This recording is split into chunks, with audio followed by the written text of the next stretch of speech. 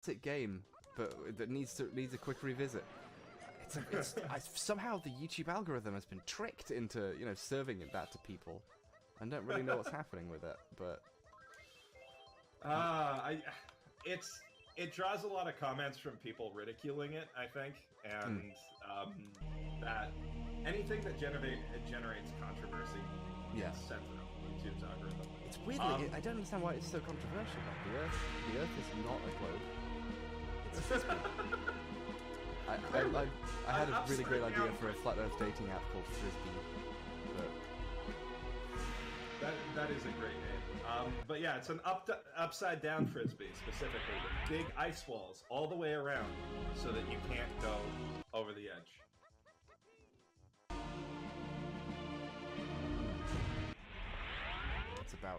That's about right. Depends on who you ask. A lot of them just say, "Oh, we don't actually know," but that's not the point. The point is, insert spiel. Oh.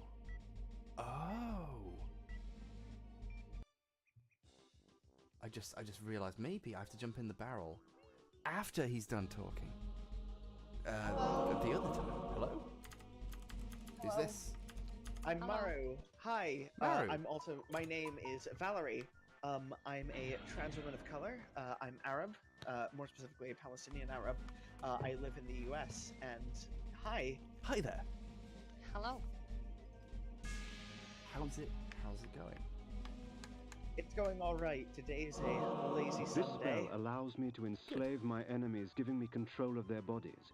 When I release my grip, their bodies will shrivel and die as I displace their souls and replace them with my own. Issues. Sure. Go right ahead. The floor is yours. Yeah. Thank you. So my parents are conservative Muslims, and I come from that sort of background, which was like Control mind. It's really, really so the majority mind. of trans people you'll see on This spell television allows or me in to media will be white trans women, usually middle class, usually straight, usually look femme-ish, and are capable of financial independence.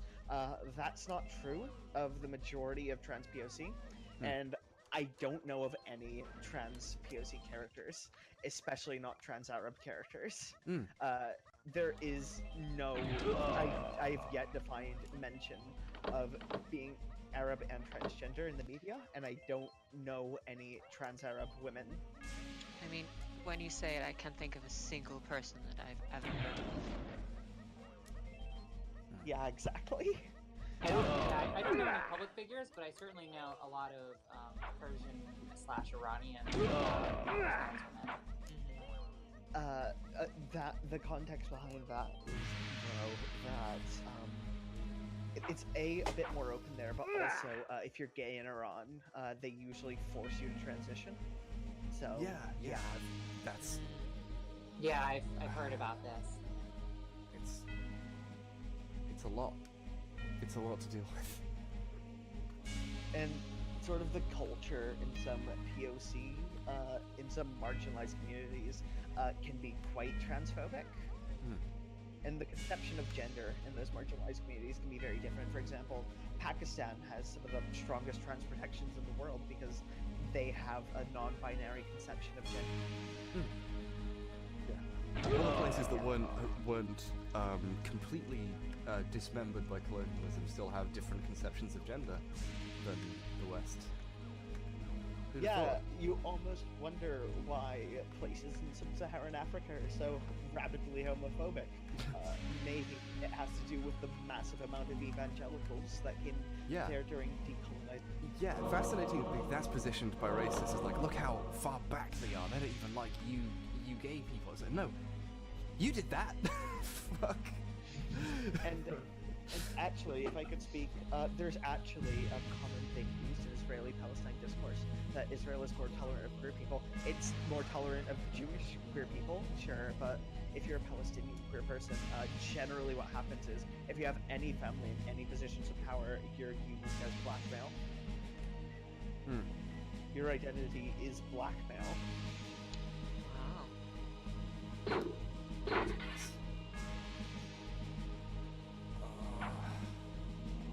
in Arab countries, it depends on where you are. Tunisia is a bit more open with regards to translating. The culture in a lot of Arab countries is still really backwards because of the extreme Islamist positions advocated by both Iran and the Saudi. Blood gout. Homosexual relationships were actually a pretty big thing during the golden age of Islam. There was a lot of gay poetry, but that all changed due to colonialism and such. Hello, Voidburger's here. What are we doing? Hey, Voidburger. Hi, Voidburger. Hi, we are... I'm trying to beat this rabbit. I cheated and almost won, and then the rabbit's hitbox nudged me slightly, and it utterly destroyed me, and I couldn't say anything because something far more important was being talked about. But it did upset me. Damn Bernie. So... Oh, someone asked if I have a Twitter. Can I share that? Please go ahead and share it, yeah. Maruchan, as in the ramen, Maruchan, 1312. That's my Twitter, and that's all I really have. But yeah, there's a lot of Islamic queer history, but a lot of it got erased due to colonialism and due to those Western conceptions of gender and proper ways to express yourself. Yeah, sorry about that. Can I drastically change topics? Feel free. This is really heavy. Yeah, I like feel like I can't weigh in. Yeah, I was like, well, probably things are a bit quiet. I can probably get some people from Twitter and YouTube in and chill out for a bit, and then so I invited you in, and I actually invited you in at the worst possible time when like someone had some really important stories to share. Oops. I'm very sorry about that. Yeah. I mean, that's what this is like ultimately all about, and I don't want to step in as a very straight white cis man on somebody talking about something that important. Gout. Like, I don't have a lot of perspective to begin with on how bad this stuff is, and then you finally did it. I'm just watching in the chat. But yeah, I don't have a lot of perspective on how bad this is in general for people like in America in like my economic bracket. But the further away you go from that, and the more problems that are introduced, it's scary. Yeah. Do you want a funny topic? Is this heavy? Yeah. Let's do some. Let's get it. Let's line it up for a bit while I try and beat this. Can we keep it live for a while I try and actually beat Donkey Kong? I'm so sorry. No, it's totally cool. I'm glad we got you in, but and please feel free to hang out and talk about Donkey Kong and video games if you'd like. I'm sure you enjoy fun things too. Please continue. Yeah, it's not all tower. Yeah. Voidburger, what you Here's my thing that I am a Twitter about. My heart is stressed from all this weird shit. Turns out the voice actor who plays James Sunderland from Silent Hill 2 is like legitimately fucking insane. Like all the conspiracy theories, all of them, simultaneously. Wow. Earth is flat and hollow at the same time. That sort of guy. Oh, it's just a thin crust, like a cracker. It's somehow both. Like, so trying to get interview stuff out of James Sunderland, the man, because I think he thinks he is James Sunderland. I don't know, but don't tell him I said this. He'll like come to my house. But he believes all sorts of stuff, including I learned this today. This is a new, hard fact about the world from the very, very famous man who played a video game character once because he happened to speak English and lived in Japan at the time and showed up for the thing. But did you know that all companies that manufacture casino machines, like slot machines, stuff like that, every one of them is in the mafia of some sort, a mafia or a cartel? All of them. I mean Bally's, I mean like Konami, I mean like all the people that made like pinball machines. Yes, all of them. Yeah. I mean, it makes sense. They are all in the mafia. I've been in a few Japanese pachinko parlors looking for the Silent Hill pachinko machine, and There's a lot of people in suits with that are very clearly obscuring some tats, and. Oh yeah, it's not savory. Pachinko is Pachinko is like a Yakuza business. It is. Yeah. But actually, it's Korean. What? Also, a lot of pachinko parlors are owned by Koreans, but it's like equally also owned by Yakuza, I believe. But like, oh man, mind blown. There was a period in the 90s and 2000s where the Yakuza decided to start spending their money, and so there's a bunch of things that are just, the Yakuza own all of that, because they one of them liked it, so they just got real hard into this one gambling machine or something. Like, I believe, according to a documentary I saw, they're really into MMA. So that makes sense. A bunch of the MMA stuff in Japan is like run by the mafia. Like, yeah, but the reason why a lot of the parlors are either Korean or Yakuza is because the Yakuza is very Korean. There are a lot of Koreans, because marginalized people will tend to participate in crime, not due to any fault of their own, but because they don't have anywhere else to turn. No, I'm sorry, Race Realist. It's not because of the crime gene. It's because that's where people trend towards when they have less opportunities in society. Who'd have thought? Weird. Have you seen the BuzzFeed article? It's like, or Vice, or whatever. That's like, meet the trans-ketamine gang in Venezuela. It's like the coolest gang in the world. It's a survival economy, and that's what I often like have to talk about in my talks. Is like how a lot of these like a lot of people have to do these things in order to maintain their survival. So of course, the more you crack down on it, the more necessary the market becomes. Sorry, Jeff, I had 8 different types. This is it's interesting. This is tangentially related because you brought up race realists in the context of talking about Japan, and one of like the weirdest talking points I see people bring up when they're talking about nationalism is they're like, well, don't you want Japan for the Japanese people? And I'm like, they're having a huge population crisis, right? Yeah. Their immigration policies are directly related to that. Yeah. Oh, happy 48 hours, by the way. Oh, sweet. Oh, wow. Yeah, we did. Jesus Christ. Yeah, we made it. 48 hours. I never played Donkey Kong 64, but I did play. My cousins up in New York had a Nintendo 64, so I would always go. Whenever we went, I would always play. I specifically remember both Halo Combat Evolved and Super Mario 64. That was one of my favorite. Yeah. Oh god, Halo. I want to play Halo 1 again and see if it's as bad as I remember it, because I hate it. So you were saying but anyway, race realism. Yeah, I mean, when you're on the internet, you see people talk about this stuff quite frequently, and they often bring up Japan as like an example of an ethno-state that works, and it's like their population is currently collapsing. Yeah, and they've got this ongoing campaign to get people to fuck more.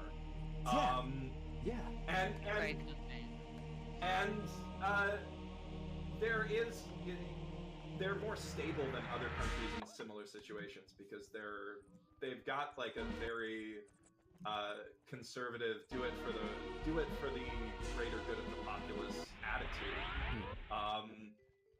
That they support each other a lot, but at the same time, like their population is dwindling because they, like every other first world country, they just don't have that motivation to have lots and lots of kids anymore.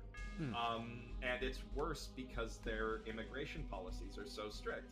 So it's just interesting whenever I see people bring that up as a gotcha, when saying, no, ethno-states work, they make sense. And it's...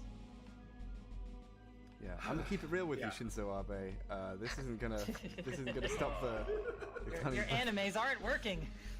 Did you see the like advertisement for something that's like encouraging women to do something, and it's like it said in English "shine," which of course in Japanese is "shine." or die. Yeah, shine Japanese women, and he said die Japanese.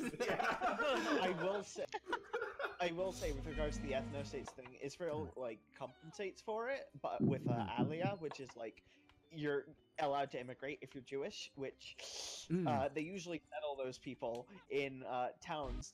I said I wouldn't get dower. They usually settle them in towns that were recently depopulated by military action. So that sounds like I wouldn't want to move there.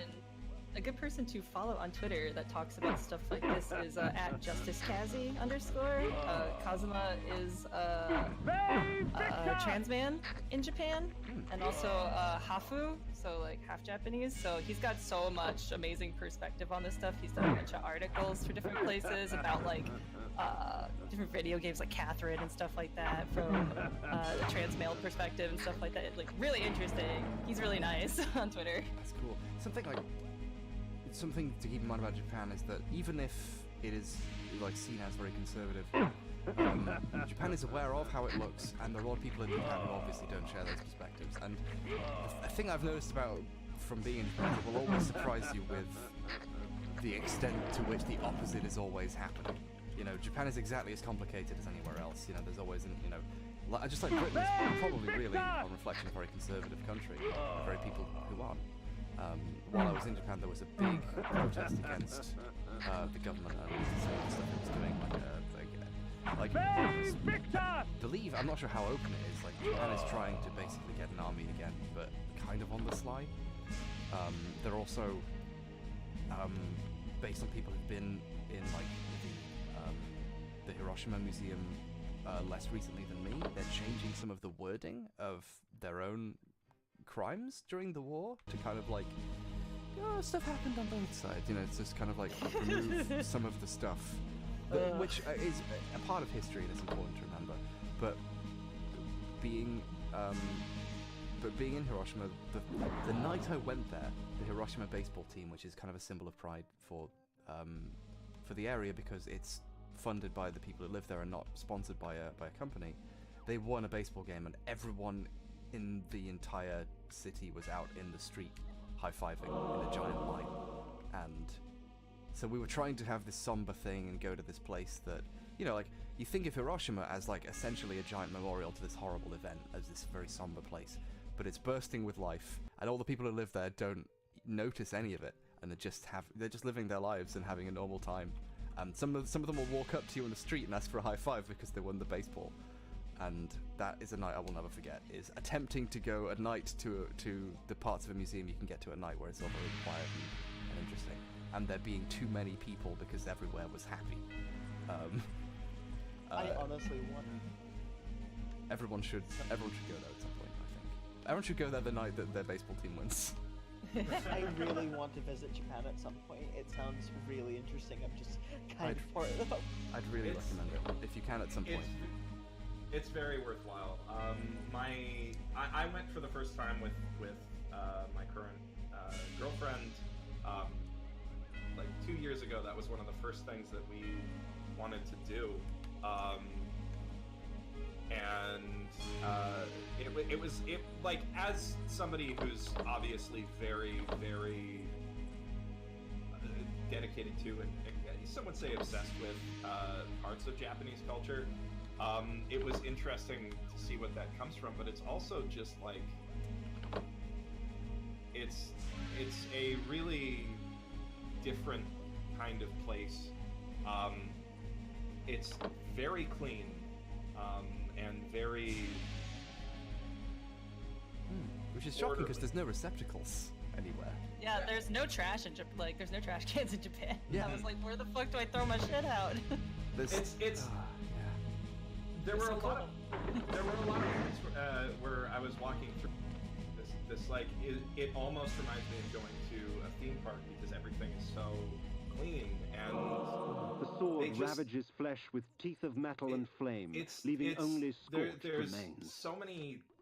Well, there's a lot of like personal responsibility, like ingrained in the citizenry in general. Like, they don't want to make a mess of stuff, Yeah, it's shocking how much of culture is purely just, oh, it started out that way and now we all do it, and now that has led to a superior difference in some capacity in the country. Just like, oh, we don't have receptacles and everyone just brings their trash with them and doesn't make a mess, and that just means no one makes a mess, just because it's been ingrained, and like that's just a normal thing. It's super weird. Oh god, it's the complete. I lived in Jerusalem. Do you want to hear an interesting anecdote about? Oh.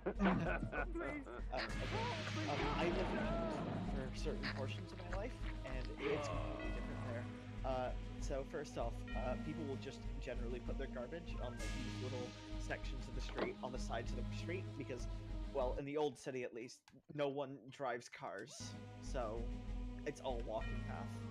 But also, people don't neuter kittens and don't spay cats, and they don't kill cats. Huh. So you get lots of trash kittens. Lots of trash kittens. Wow. Just deliberately creating an army of cats. Can someone do the very hard, difficult activist work of telling me where Diddy Kong's gold bananas are in Fungi Forest? I'm missing one. Technically two, but I have his blueprint, so I think, yeah. So I'm missing, there's a banana somewhere with my name on it.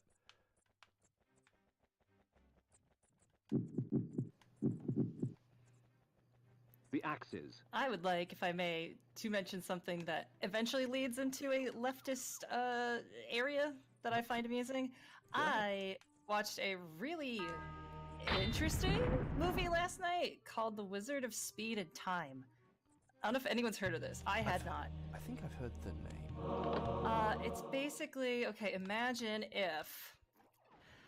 somebody's demo reel, but it's a feature film. It's a full-length feature film, but it's also a demo reel, and it's also a manifesto about how there's too many haters out there. And if only these haters weren't so uncreative and awful, the protagonist, which is the director, writer, producer, actor of this, he would change the world with his creative force. And it is surprisingly, I thought this was going to be a one-off joke, and then I realized, oh no, the thesis of the movie is this. It is surprisingly anti-union. It does not shut the fuck up about how unions are terrible in Hollywood, and this is a guy that did work for like Disney and stuff like that, and he's like an animator and a special effects guy from like the 70s and 80s. So like really old like special effects techniques, and all these special effects are really good. I've never before seen like a movie where it's clearly by, from, and about someone who is undeniably talented, but has the shittiest outlook on life, and it completely brings the whole movie down. Oh yeah, you see that a lot in like when people have bad politics, where they're really creative, but the whole movie's about how they hate the estate tax or something. Yeah. Like the whole movie was about how unions stifle creativity, and really we don't need them at all. And I was just like, oh, and it was like a live action Ben Garrison cartoon about unions. I hope everyone's seen the Smart Pipe Adult Swim fake commercial where there's a guy who's got like a copy of Ayn Rand on his desk. He's like, I love my father, but he was in a union and he failed to innovate. He died. Like, it's kind of like how the B movie is strangely anti-socialist and anti-regulation. Oh yeah, it's very like your place is a cog in the machine. Yeah, you can fucking tell that Jerry Seinfeld made that movie. Like, it's a movie about someone who made a lot of money and wants to have all of it. Yeah. And doesn't want anyone who can stop him. The literal message of the movie is how you need worker alienation, how you need to alienate products of someone's life. Yeah, it was basically like, they form a union, yep, good. Oh, but they disrupted the balance of nature. What are you talking about? What, the theoretical free market balance that's caused when people can be freely exploited. It's such an ass-backwards message, just like, the bees seize the means of production, and then they just immediately become lazy and stop doing anything. When... Second banana. Did he go through the rafters near the rose bushes with the help of Squawks and get a golden banana? Thank you, water reminder bot. Also, I'll drink some water. Please continue, Jeff. I just... I need this 1%. No, this is important. I understand. That banana has been taunting you all day. I've been running in a circle for an hour. but yeah, like B movie is such a backwards and unrealistic narrative. No, really. I just realized what we're doing. No, please carry on. That's incredible. This is also like that one fucking scene in the courtroom where he talks about no longer being exploited by the white, like, literally talking down like POC activists. It's Remember the Holocaust joke in that movie? That was there. There were some like actually funny jokes. I just like to imagine like parents bringing their like 7-year-old to this movie and like watching it and being like, "Holy shit, that was a Holocaust joke! What am I watching? What? Is this for kids, really?" Somehow Jerry Seinfeld is not okay with unions, but okay with bestiality, i.e., fucking a bee. Oh yeah, and, okay, but that relationship gives us one of the greatest Patrick Warburton lines of all time, which is, "This bee is living my life. When will this nightmare end?" Also, one of the greatest arguments, like there was some anti-LGBT person was arguing about like how they put so much gay people in stories now. It used to be like normal back in certain year. They said like when all the movies were good, and so it was like B movie came out that year where a woman has a relationship with a bee, and the guy replies, "But it wasn't a gay bee, was it?"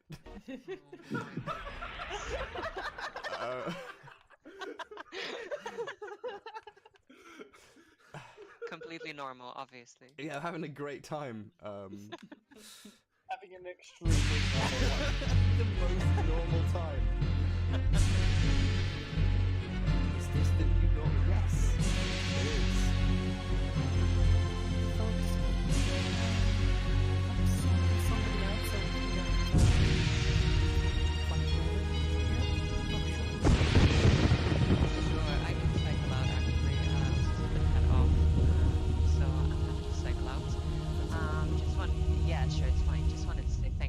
Stream and everything you're doing, it's absolutely amazing.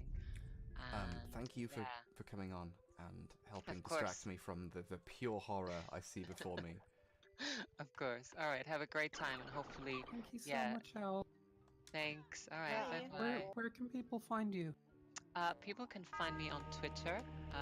You can either just type in Owl, or my username is, I'll have to actually say it out because it's difficult to pronounce.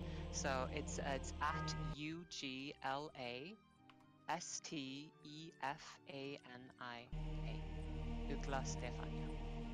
If you search Owl, you should be able to find me on Twitter, but that's my main. Otherwise, check out My Generation, which is the film project that I run with my partner Fox. So yes, I'll leave you to it. Thank you so much. Thanks for coming on. So much, Al. We're currently at, I believe, 89%, and when we get this banana, we might be finally at 90. I hope this Lenin person is just the username of Alexandra Ocasio-Cortez. Lenin. No, it's Ghost of Lenin. If she comes in, you have to ask her opinion about B-movie. Yeah, B-movie discussion. No, I think this is the Lenin that made Guitar Hero. Yeah, this person made Guitar Hero. Really? And their mic is muted. Wow. Yay! Now it's not. Yay! Hi! Welcome along. Welcome, friend. Hey. Welcome, comrade. Well, I just want to say it's awesome what you guys are doing. It's super cool. I could be doing it better, though. I know if will I raise more or less money if I start being competitive? I think you raise more money the worse you are at Donkey Kong by virtue of just more people being able to watch you be terrible. If it turns out there's a third Beaver Bother, we might break $1 million. Oh, damn. Somebody in chat was saying that there is a third Beaver Bother. They're lying. That can't be true. It can't be real. That's not possible. It's not possible. I don't want to believe. I like, if I could get like game design right for a second. I was watching you do that race, and the fact that in order to be fast enough to do that race, you need to have a collectible that is limited and that runs out. Is such a terrible, mace. Yeah, terrible. I turned cheats on to get it, so I could fucking do the race enough times to win. Like you literally need to have the crystal coconut to be able to do that. I think. Yeah, you need to cheat. The cheat. You need the cheat on to be able to do that. I also have to glitch it out and start with the power up and use and after that I was going to start using save states. Apparently the PAL version is just fucked. Like unplayable? Yeah, like it's just way harder than it should be because the frames are wrong. I think there's a lot more wrong with this race than just it being impossible after a certain point. Yeah. Generally, games shouldn't be frustrating. They should be difficult but rewarding. To most designers. There was neither rewarding nor difficult. There was this whole movement in the 90s to like just throw more and more mini games into collectathons. I was replaying the Spyro Reignited trilogy, and it's just one of the worst things that you can do in this kind of game, because it screws up the difficulty curve, and it just introduces this new thing that's not the game that you want to be playing. You have to do to reach 100%. Yeah. It's always used as ways to like, you take a game that lasts 10 hours and it's like, oh, how can we make this last 20 hours? A whole bunch of nonsense quests. So it's still a 10-hour game, but with 10 hours of just stuff injected stuff you do not want to have to do. This is why I like shorter games, because it's more likely that you're gonna like actually enjoy the content in it. It's like, all because it's very game-like. purposeful content. It's not like shoved in there to like stretch for time and make you hang out with the game longer. One of my favorite games of all time. May I ask who it was who has joined? Because I believe they've joined, and Lennon, and not been able to introduce themselves. So would that be okay? Hi, Lennon. Hi. I'm Lennon. Yeah. Thank you. I'm very glad to be here. What is it you do? I am an executive producer in the video game industry. So I've been doing it for about 16 years. I'm working on major projects and little projects, and I did a lot of stuff in the AAA scene, and now so you know where Diddy Kong's Golden is. The help has finally arrived. The cavalry's here. But yeah, what I'm doing now is really just helping out indie developers, and I'm trying to represent the trans community in my field, because it's very important for representation. Yeah, and Hell yeah. The heart of darkness. And if we can get the producers, then that means that we get the games. Control the exactly. And then we can control the games, and then we can remove white men from gaming altogether. Sorry, H-Bomb. We can push the agenda.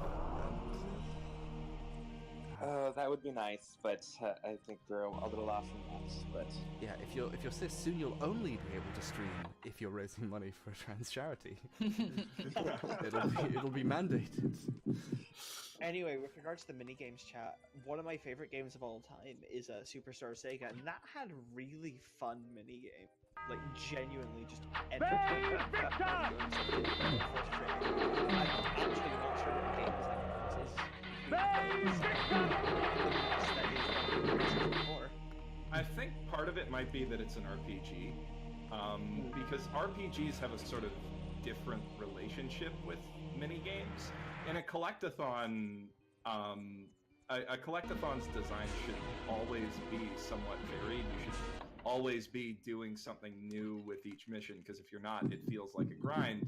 But with an RPG, it is a grind. Sword. Like, the grind is sort of necessarily part of RPG design to a certain extent.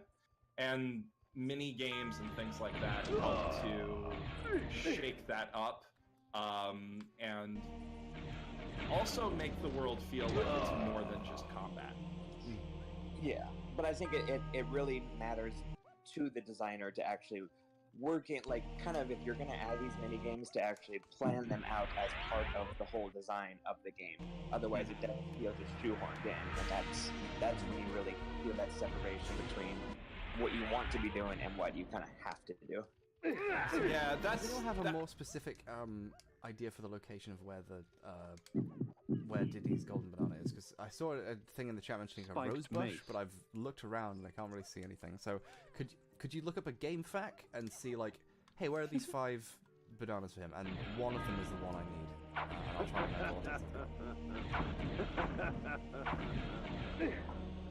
if someone can become like an actual co-host of this, could someone else dedicate themselves to this nightmare? To help you co-pilot. Yeah, I need more blood.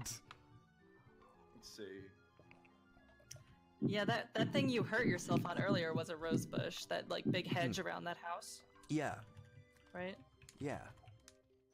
But I have not played that game for so long. I didn't see anything. I didn't see anything. Banana-esque. Yeah, nothing.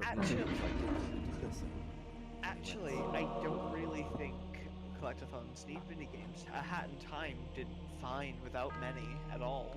True. And that didn't feel like a grind. Maybe it's just that Rare is incapable of good game design.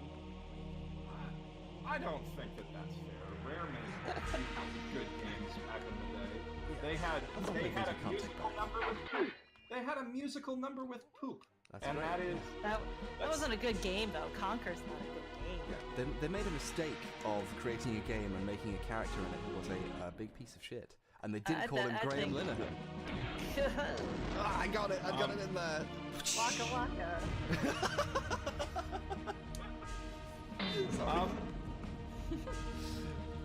But yeah, I've sort of gotten back into collectathons after years of not playing them because of A Hat in Time and Mario Odyssey, which that game drove me to 100% it in a way that a lot of older games haven't.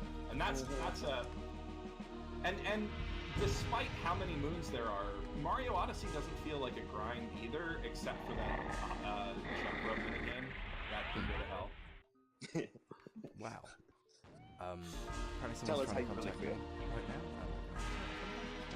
Check my DMs, but yeah. While I've got this tremendously unprecedented platform, I'm just going to quickly whine about Joseph Anderson. Another gaming YouTuber did a review of Mario Odyssey where he basically said, if you try and 100% it actively, it's a bit of a grind. And my response is, you are correct, Joseph. That's all I have to say. I mean, he's right. It's just, yes. What does actively mean in that sentence? How I played it. His review was like, I played to get everything, and it got a bit much. It's like, yeah, but you were doing the thorough route. Thoroughness is tedious.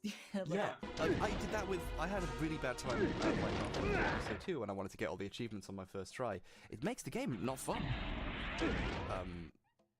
Joseph Anderson is really checking out. He's really good. I do honestly love him. It's just I do find it the section of that review. It's a really good review otherwise, where he's just like, it's a bit of a drag if you play it like this. Like, you don't have to play it like that. You don't have to play it like that. Yeah, I think some people forget that games are supposed to be fun at the core. Like, it's not about like treating anything. Once you treat it like a chore, then you're kind of defeating the whole purpose. Achievement unlocked. Exactly. Oh god. And Mario. I was just gonna say, Mario Odyssey is specifically designed to alleviate the problem of having to go for everything to see all of the content, because you see all of the meaningful content in that game by about 60% of the collectibles, and the collectibles are everywhere. And the trade-off for that is that, yes, it is a bit of a grind to get 100% of everything, but they've got checklists in the game and it's easy to find what you haven't found yet. Yeah, and I think you have to really enjoy the game to be like, yeah, now I need to get all this stuff. This is what I want. Whereas if you go into it like that, then you might not like it. I actually enjoyed. I might have some here to chat. Shall I invite them along into the chat? I can cycle out. I got you ready for work soon, so. Thank you for coming. Thank you so much. And thanks for keeping us alive. See you guys later. Good luck. Keep on kicking a ton of freaking ass. Wow. Find them nanas. Oh my god. I just got a message from Jake Chapman. Oh! Anyway, the way I sort of played Super Mario Odyssey was literally how I played most Switch games, which was pop it open, play for 15 minutes, and then go do something else. Yep. It was a great play in the bed at night game. I loved that. The only Switch game I don't really play like that is Splatoon 2, because that requires a bit more attention. Oh, yeah. You and Yazzie would get along. She plays Splatoon like every waking hour. Hi there. So it's a slight for anybody who's wondering who just popped in, we have the Riley J. Dennis here. Bathe in the blood. Oh, Riley! This Yay! spell I is get a especially B in front of my useful in the face of multiple combatants. Beware those with tainted blood. Hi! How's it going, everyone? Hey, welcome to the. Hi, Riley. Do you know where Diddy Kong's banana is? I need it. That's the pressing question. We put out the call. They said you could help. I don't, and also maybe you're a YouTuber, I guess. Yeah. Awesome. Wow. I'm going to use nepotism to also invite someone else in. But please carry on. Introduce yourself, Riley. Hi, hello. I'm Riley Dennis. I make videos on YouTube about a bunch of stuff: politics, feminism, sometimes trans stuff. I do a series where I play Fortnite and talk about the news. Yeah, all sorts of things. You also piss off the bad people quite often. Yeah. I love the pissing off of the bad people. That does happen quite a lot.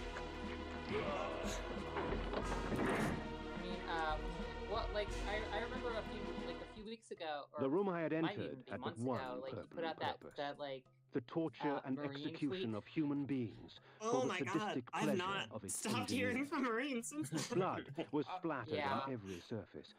The dread Okay, and Riley. agony of victims Riley, past you're still braver than the echoed through the Marines. lethal walls. Braver a than symphony of terror and agony filled the air. Yeah, it was Then, it was from just a amidst the braver than the cacophony of Marines screaming joke. It souls was, came the perverse laughter of the vampire It was when himself. the congressional hearings were going on, and I said that Dr. Christine Blasey Ford was braver than any U.S. Marine.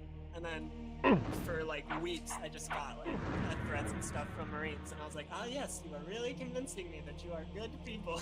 Yeah, exactly. I will threaten you to show you how great I am. Yeah, exactly. Like, how dare you insult us? We're all great people, you fuck. Yeah, Riley, I just want to tell you like how, you know, you're an incredible person, and I've been watching you for this whole time, and you just sparkle like every single time that you're, you know, attacked or harassed, and you face up to it, and you just never stop, you know, beaming with your positivity. It's been very inspiring for me. I wish I had your Oh my god. contribution. Amongst Thanks so Voridor's much. possessions, I found an ancient chronicle. Just Long ago, vampires very grew in briefly, such we number have so as to somebody capture else the has just attention joined of the us. circle. Lily The Madigan Order is of here. the Sarafan, or the Yeah. Angels of Light, as they were called, Hi, Lily. was instated Hi, to Lily. counter Hi, the Lily. menace. Hi, Thus, Lily. the vampire purge began. Is her mic working? Can you hear us, Lily? Hers could be muted too. I did that when I joined. Darren, give her time.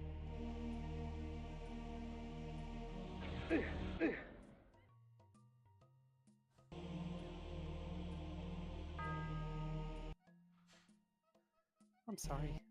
I'm trying to trying to get everything working for everybody. You're doing a wonderful job. So. Yeah. This is Yeah, no, it's, I'm amazed by I genuinely expected this to make $10,000 when I first heard of it, but oh my god. well, it's just so heartwarming. I think we've all struggled in this life, and just to know that there's that many people out there fully in support of everything, it's so nice. And to use a platform, you know, like this that has been, you know, especially in the post-Gamergate era, it's just, you know, it's really powerful. You use the platform for good.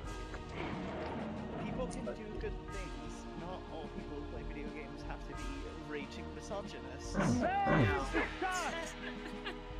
And I've actually found that playing multiplayer games recently has been more tolerable. Has it really? I kind of just sword. have stayed away for a long time because bad experiences. Yeah. Yeah, exactly. That's understandable. I think that systems for policing abusive behavior in chat in games have gotten just a lot better over the years. Unless you play PUBG, then. Unless you, yeah. I mean, it depends on the game. Some games don't put a lot of emphasis on that part of their design. I noticed as I started to realize when I found out I was a trans woman, and I started to play online multiplayer less and less. I started to play more with friends, if you know what I'm saying. In the bowels of that black forest, I found something worse than hell. A vision of what I was becoming. It's not often I see one of our own, especially one as young and foolish as yourself. Nonetheless, drink deep and indulge your gift. What's going on? What really depressing conversation have I just looked into? Vorador thought my curse online chats. That we were gods. That mortals offered their blood as sacrifice so it's that great we to could meet you enjoy again, our bro. I'm always a little bit starstruck. powers. I met you once very briefly at VidCon 2017. And chose not to say anything. Prayers to us. Begging us. And then way after it's like, I pondered Dennis this and Johnny Nicholson decadent today and old just fool prattled deliberately on didn't about say his I was a big past. fan of their stuff because I was like, oh no, I don't want to come off as like a weird fanboy, but I guess that was a big VidCon for you, huh? Yeah. A boorish account of how he defeated Malek of the Seraphim and took his vengeance upon the Circle of Nine for supporting the Seraphim Holy War to exterminate. DSLR guide who his videos masquerade as film look tutorials, how to make good looking videos. They're actually just really good self-care. They're just really lovely men. And I saw them at this party and I pointed at them with a loud gasping cackle of recognition, and he made eye contact with me and he walked off, and occasionally he would walk past me and say, I'll get to you, you know, but he never did, and I understand why, and it's okay, and I'm sorry. Also, I said to Tom Scott that his skin looked nicer than I thought it would. I was trying to make a joke about how well moisturized Call he your must be, dogs! but I was a little bit tipsy. They can feast on your corpses! And he tweeted about it later, and that was I'm sorry about that. Who else do I need to apologize to? What awkward party moments.